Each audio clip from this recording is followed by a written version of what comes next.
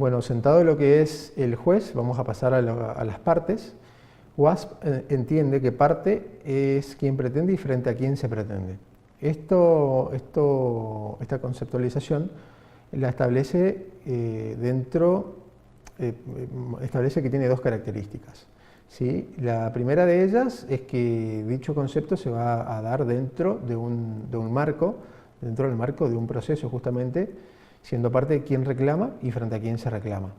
Y la segunda característica es que justamente se debe reclamar por un derecho que le sea propio. Respecto a la capacidad para ser parte, bueno, se encuentra emparentada con la capacidad de derecho y es la aptitud para adquirir derecho y contraer obligaciones. La persona humana va a tener capacidad para ser parte en un proceso a partir del momento de su concepción y va a perder dicha capacidad con la muerte o el fallecimiento de la misma. Una persona jurídica también tiene la posibilidad justamente de ser parte en un proceso.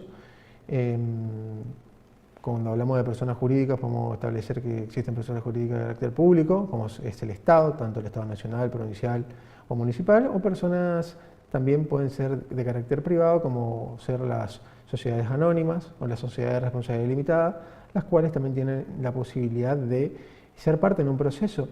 Estas últimas personas, tanto la sociedad anónima como la sociedad de responsabilidad limitada, a partir del momento de su existencia, es decir, a partir del momento que se crea, en que las partes firman su contrato constitutivo y se las registran en el registro público, van a ser oponibles a todas las personas y por ende tener capacidad para ser parte en un proceso. En cuanto a la capacidad procesal, se encuentra emparentada con la capacidad de hecho y sería aquella aptitud para ejercer esos derechos y para cumplir con esas obligaciones, ¿sí? Existen incapaces procesales, cuáles son las personas por nacer, los menores de edad y los incapaces por sentencia judicial, ¿sí? En cuanto a la representación, tenemos que pueden ser de dos tipos, la representación convencional y la representación legal. La representación convencional la pueden ejercer los procuradores, los abogados o los escribanos, y en el caso de los abogados, para poder ejercerla, aparte de ser abogado, necesitan tener una matrícula profesional, la cual en nuestra provincia la expide el Superior Tribunal de Justicia. ¿Cómo se justifica la personería? El artículo 66 del Código Procesal Civil y Comercial dispone que la misma se va a justificar a través de instrumentos públicos, de instrumentos privados, con firma certificada, o a través de las actas que haga el funcionario judicial en el expediente, ¿sí? Asimismo, pueden justificar la personería los abogados a través de presentando simplemente una copia fiel del poder original firmado por ellos. ¿Qué efectos trae la representación convencional? Dichos efectos se encuentran regulados en el artículo 67 del Código Procesal Civil y Comercial, el cual establece que, bueno, el apoderado va a obligar al poder dante por todos los actos que éste realice en el proceso.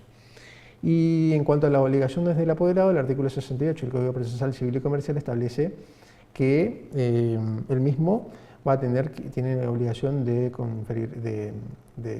notificarse, de dar contestar traslados y demás situaciones que no se deban hacer ante la persona justamente del poder dante, como es la sentencia definitiva que se dicta en un proceso, el cual debe ser notificada en el domicilio real del actor. En cuanto a la representación legal, la misma se encuentra regulada en el artículo 101 del Código Civil y Comercial de la Nación y establece que los representantes legales de las personas por nacer son los padres. De las personas menores de edad no emancipadas van a ser los padres y a falta de esto los tutores, y de las personas incapaces o con capacidad restringida van a ser los curadores que se les nombre. Asimismo, estos pueden justificar su personería acompañando el testimonio que se emita en el proceso correspondiente. Hay un caso particular que es la figura del gestor, la cual se encuentra regulada en el artículo 65 del Código Procesal Civil y Comercial, la cual es una figura, es una persona que va a intervenir en el proceso en casos urgentes en representación de una de las partes y que posteriormente dicha actuación debe ser ratificada por la parte teniendo un plazo de 60 días hábiles para hacerlo. En caso de que esto no suceda, el efecto es la nulidad de todo lo hecho por este gestor, por esta persona, acarreando justamente siendo responsable por las costas que haya generado y sin perjuicio del proceso de daños y perjuicios que se le puede iniciar con posterioridad. En cuanto a la sucesión de las partes, tenemos que es la extromisión en la relación jurídico-procesal del sujeto físico de la parte, cuyo puesto viene a ocuparlo otra u otras personas. Hay tres supuestos en los que podemos ver la sucesión de las partes. El primero de ellos es por fallecimiento, justamente, cuyo lugar va a venir a ser ocupado por los herederos de la parte. La única excepción a este caso es, por ejemplo, en el caso de que exista una persona, un actor, por ejemplo, la parte actora, interponga algún proceso en contra de una parte demandada porque se le ha dañado el honor. Bueno, este honor, o sea, solamente este derecho, solamente puede ser perseguido en contra de la persona que lo dañó. Por ende, si fallece la parte demandada, sus herederos no podrían ocupar su lugar. Otro de los casos es por un evento que implique la asociación a título universal, como es la fusión de dos sociedades. En dicho caso, la sociedad que resulte de dicha fusión va a hacerse cargo de los derechos y de las obligaciones de la sociedad que desapareció. Y también el otro supuesto es que durante el curso del proceso se transfiera el derecho litigioso. Esta transferencia se puede dar por cesión o por venta, y el único requisito extra que se tiene que pedir aquí es la conformidad de la contraria. Otro de los institutos que tenemos que ver es el de la sustitución procesal. Hay sustitución procesal cuando una parte del proceso, obrando en nombre e interés propio, ejercita un derecho material que le es ajeno. En este caso, la parte procesal, por ejemplo, la parte actora, no va a coincidir con el titular del derecho material, el cual lo va a ocupar otra persona. Hay dos casos en donde se ve esto. El primero de ellos es la acción subrogatoria, en la cual un acreedor va a asumir todas las acciones que tiene el deudor a fin de cobrarse su deuda. Y la segunda es la acción directa no autónoma otorgada al damnificado contra el asegurador de quien lo ha dañado, el cual se encuentra estipulado en el artículo 118 de la Ley de Seguros, que es la posibilidad que tiene justamente el actor de demandar a la aseguradora por el accidente que haya ocasionado su asegurado. El proceso con parte plural, litis consorcio. No nos olvidemos que en el proceso existen solamente dos partes, la parte actora y la parte demandada. Pero dentro de esta parte pueden existir varios sujetos, ¿sí? Varios sujetos. Cuando hablamos de sujetos estamos hablando de personas humanas. En caso de que esto suceda, va a haber un proceso con parte plural. Dentro de una de las posibilidades del proceso con parte plural es el liticonsorcio. El liticonsorcio es una comunidad o una asociación de suertes en base a un litigio específico. Pueden haber varias clases de liticonsorcio. El primero de ellos puede ser originario sucesivo, es originario cuando ya existen varios sujetos dentro de una de las partes desde el inicio del proceso, o sucesivo, bueno, cuando se incorporan con posterioridad. Puede ser activo, pasivo, mixto. Activo cuando hay varios sujetos en la parte actora, mixto cuando existen dos o más sujetos en la parte demandada, y mixto cuando, bueno, tanto la parte actora como la parte demandada tienen varios sujetos. Puede ser necesario o facultativo dependiendo de su exigibilidad o no. En cuanto al liticonsorcio necesario, tenemos que es la pluralidad, o sea, va a existir una pluralidad de sujetos en la parte cuya actuación conjunta viene exigida por el carácter único e indivisible del objeto de la demanda. ¿Qué efectos trae el liticonsorcio necesario? El primero de ellos es que el demandado, al ver que existen otros sujetos que tienen que formar parte de la parte demandada y no el actor le haya omitido hacerlo, puede interponer la excepción de falta de legitimación pasiva para tratar de incorporarlos al proceso. Si la parte demandada omite esto y el juez se da cuenta de ello, puede mandar a integrar la litis convocando o citando justamente a este sujeto faltante. Y en cuanto a los actos procesales, tenemos que los actos de disposición de uno de los liticonsorcios, como ser el allanamiento o el desistimiento, no van a afectar a los demás, ¿sí? En cuanto a la sentencia, va a ser común para todos los sujetos que forman parte de la parte actora o de la parte demandada, y el éxito del recurso conseguido también va a beneficiar a todos los sujetos que forman el liticonsorcio. Respecto al segundo clase de liticonsorcio, el liticonsorcio facultativo, es una pluralidad de sujetos en la parte cuya actuación conjunta obedece exclusivamente a la iniciativa particular. Y el derecho procesal lo omite porque, bueno, justamente por razones de economía. Presupuestos del liticonsorcio facultativo.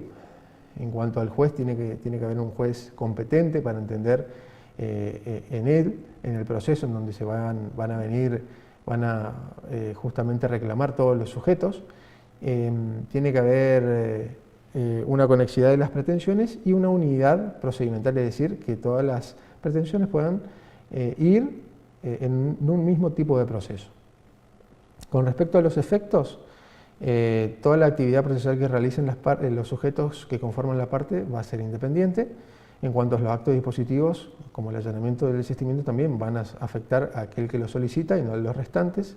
La sentencia puede variar los efectos de la sentencia dependiendo del sujeto, es decir, le puede favorecer a alguno, le puede no favorecer a otros, y lo mismo sucede con los recursos. En cuanto a la intervención de terceros, otro de los institutos enumerados en el programa, bolilla 4 específicamente, va a tener lugar cuando durante el desarrollo del proceso, en forma espontánea o provocada, se incorporan a él personas distintas a las partes originarias a fin de hacer valer derechos o intereses propios, pero vinculados con la causa u objeto de la pretensión.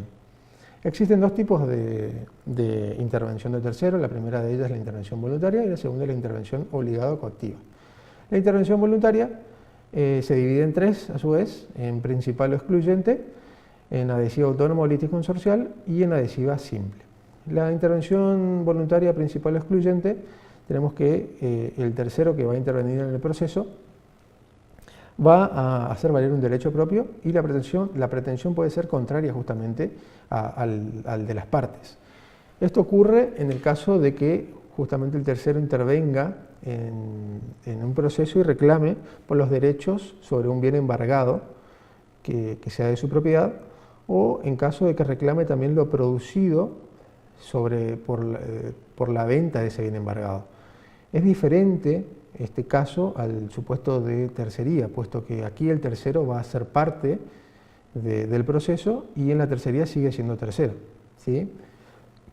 Algo importante a remarcar aquí es que en caso de que se admita la intervención del tercero, va a dejar de ser tercero y va a pasar a ser parte del proceso, ¿sí?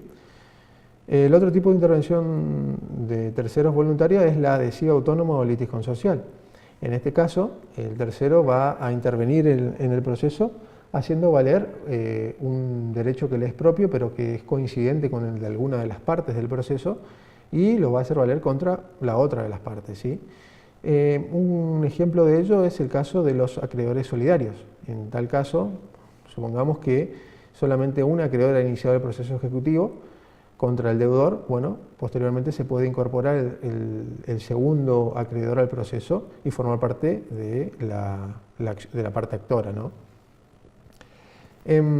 Una característica que tiene este tipo de intervención adhesiva autónoma o liticonsorcial es que justamente ese sujeto, ese tercero, ese sujeto físico, tiene la posibilidad de haber iniciado antes el proceso en forma autónoma, pero bueno, lo inició justamente la otra parte. Y el último tipo de intervención voluntaria es la intervención voluntaria adhesiva simple o coadyuvante, en el cual el tercero va a intervenir aquí en carácter accesorio. Toda su actividad va a estar dependiente de lo que haga justamente la parte, y el interés que tiene el tercero de intervenir aquí es para que no se dicte una sentencia la cual lo puede llegar a afectar. Y por último tenemos la intervención obligada o coactiva. En este caso va a intervenir el tercero ya sea por petición de una de las partes o por que se lo cite de oficio, en virtud de que, bueno, justamente la sentencia que se pueda llegar a dictar en el proceso va a afectarlo indefectiblemente. Respecto a las tercerías, tenemos que sería el caso, es una pretensión en cuya virtud una persona distinta a las partes intervinientes en un determinado proceso reclama el levantamiento de un embargo trabado en dicho proceso sobre un bien de su propiedad o el pago preferencial de un crédito con el producido de la venta del bien embargado. De esta definición podemos ver que existen dos tipos de tercerías. Está la tercería de dominio y la tercería de mejor derecho. En cuanto a la tercería de dominio, se va a dar cuando justamente una persona reclame un derecho sobre un bien embargado que es de su propiedad, y la tercería de mejor derecho es cuando justamente un tercero reclame sobre que tiene un privilegio de cobrarse sobre el producido de ese bien embargado, de la venta de ese bien embargado. En cuanto a los requisitos de admisibilidad, es necesario que exista un proceso en el cual se haya embargado justamente un bien. La oportunidad para interponer la tercería es justamente antes de realizar la transferencia del dominio del bien embargado a otra persona. Esto en cuanto a la tercería de dominio, y en cuanto a la tercería de mejor derecho, se lo debe interponer antes de transferirse el dinero del producido por ese bien embargado a otra persona. ¿Cómo se prueba en la tercería? Y lo que se debe buscar probar se debe buscar tener una verosimilitud del derecho que, por ejemplo, en el caso de que se haya embargado un bien inmueble, se va a poder probar este derecho a través de una escritura pública que pruebe justamente la propiedad de ese inmueble. Los efectos, en cuanto a los efectos de la tercería, tenemos que, en cuanto a la tercería de dominio, va a suspender la transferencia del bien a la otra parte hasta tanto se pruebe el derecho del tercero, y en cuanto a la tercería del mejor derecho también se va a suspender, el efecto es la suspensión de la transferencia del producido por la venta de ese bien embargado hasta tanto se pruebe el privilegio que está reclamando este tercero. Sentado ello, vamos a pasar un poco a lo que es la actividad del Ministerio Público, el cual se encuentra regulado en la Constitución Nacional, específicamente su artículo 120, el cual establece que el Ministerio Público es un órgano independiente con autonomía funcional. Cuando se habla de autonomía funcional, se refiere a la posibilidad de dictar sus propios reglamentos y de establecer sus propias autoridades, y autarquía financiera. Autarquía financiera es de poder justamente tener sus propios medios económicos para solventarse, que tiene por función promover la actuación de la justicia en defensa de la legalidad de los intereses generales de la sociedad en coordinación con las demás autoridades de la República. Está integrado por un Procurador General de la Nación y un Defensor General de la Nación, y los demás miembros que la ley establezca. Sus miembros gozan de inmunidades funcionales e intangibilidad de remuneraciones. En cuanto al Ministerio Público Fiscal de nuestra provincia, se encuentra integrado por un Procurador General, un Procurador General Adjunto, una Oficina de Política Criminal, fiscales penales de Cámara, fiscal de Cámara Contencioso Administrativo, fiscales penales de investigación, fiscal de Derechos Humanos, fiscales de investigación rural y ambiental, agentes fiscales en lo civil, comercial y laboral. En cuanto a los deberes y atribuciones, tienen el deber de preparar, promover y ejercitar la acción judicial en defensa del interés público y de los derechos de las personas con arreglo a las leyes, dirigen a la Policía Judicial en los casos particulares, custodian la jurisdicción y competencia de los tribunales provinciales y la normal prestación del servicio de justicia, intervienen en los procesos relativos al estado civil de las personas y en todas aquellas cuestiones de familia en las que resulte comprometido el interés público, intervienen en las causas contenciosas administrativas de acuerdo con lo que establezca la ley de la materia y ejercen las demás funciones que las leyes le acuerden. En cuanto al Ministerio Público de la Defensa, se encuentra integrado por un Defensor General, un Defensor General Adjunto, defensores penales, defensores de ejecución penal, defensores de falta, defensores de pobres, incapaces y ausentes, asesores de menores de edad y defensores barriales.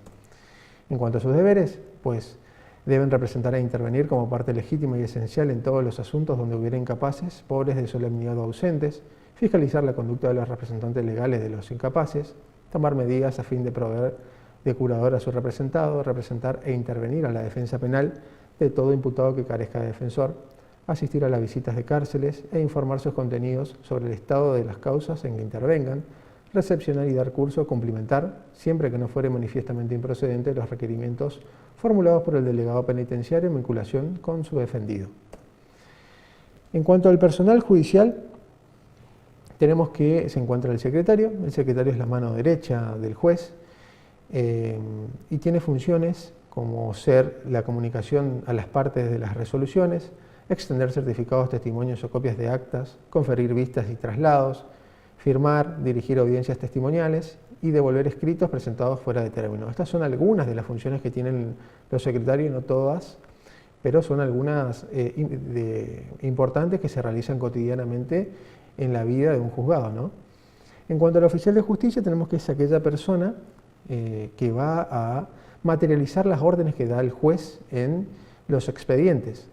Dicho oficial de justicia, en la primera circunscripción del Chaco, va a prestar funciones en la Oficina de Mandamiento y Notificaciones y, por ejemplo, son aquellas personas que van a llevar adelante los embargos que se puedan llegar a ordenar en los expedientes, ¿sí?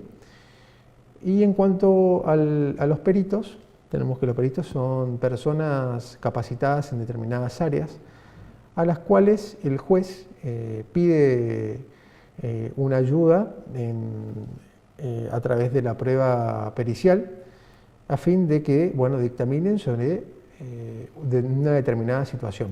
Como por ejemplo, en el caso de un accidente de tránsito, el juez puede contar con los peritos accidentológicos a fin de que lleven a cabo la pericia, ¿no?, accidentológica. Y esta pericia tiene la característica de que no es vinculante para el juez. Cuando hablamos de que no es vinculante, quiere decir de que el juez puede basarse en ella y resolver conforme lo dice esa pericia, o puede resolver de otra manera. Bueno, eso es todo el contenido, desarrollamos todo el contenido de lo que es la bolilla 4 y bueno, los espero la próxima clase.